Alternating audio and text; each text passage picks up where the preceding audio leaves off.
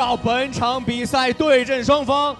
蓝角选手年龄29岁，身高179公分，臂展190公分，战绩208胜23负，曾获得2009年第11届全运会拳击项目64公斤冠军，2011年亚洲拳击锦标赛69公斤冠军，2013年第12届全运会拳击项目69公斤冠军，2017年第13届全运会拳击项目69公斤冠军，他就是来自新疆队的麦麦提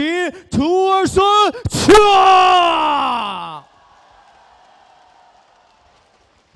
红角选手年龄28岁，身高177公分，臂展178公分，战绩32胜11负，曾获得2014、2015全国男子拳击锦标赛69公斤级季军，2015年全国男子拳击冠军赛69公斤级冠军，2015年土耳其总统杯国际邀请赛69公斤级冠军，2016年全国男子拳击锦标赛69公斤级冠军，2016年首届中国拳王争霸赛69公斤级冠军，他就是来自内蒙古队的 胡尔查比利克。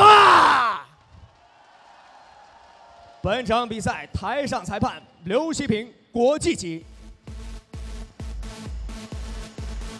好的，观众们，大家好！您现在收看的是由青海卫视正在为您直播的荣耀不知此刻2017大唐地产中国拳王赛南宁站的比赛。我是今天晚上的评论员吴声，跟我一起搭档的是中拳体育高级顾问李坚老师。李坚老师，你好！吴声好，观众朋友大家好。那么这是今天晚上的压轴大战，同样也是69公斤级的金腰带的争夺战啊！两个选手也是老对手了，这是上演了我们今年这个全运会上的这个决赛的再度重演。当时这个今年的全运会呢， 是麦麦提图尔孙琼是胜了胡日查毕利格，取下了连续的3届的全运会的冠军。那么胡日查毕利格这位选手呢，是我们去年69公斤级中国拳王赛的冠军。那么今天他是属于一个守擂方，他能否展现出他去年的这种气势呢？让我们敬请期待一下。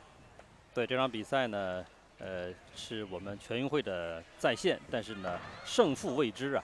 两位选手都是老将，也多次碰面，也是我们国家在这个级别，在69公斤级的2名功勋战将，也是技术水平非常高的2名选手。那么，作为老将，麦麦提图尔孙琼来自新疆队，他是连续3届从11、12、13届这个3冠王，就是我们3届全运会的冠军。分开。 而且他代表我们国家队啊出战过2次奥运会，对，2次奥运选手，他这个经验啊、战绩啊，可以说是用恐怖来形容，231场208胜，胜率也非常之高。然后反观一下内蒙古队的胡日查毕利格，他是去年中国拳王赛的冠军，然后拿过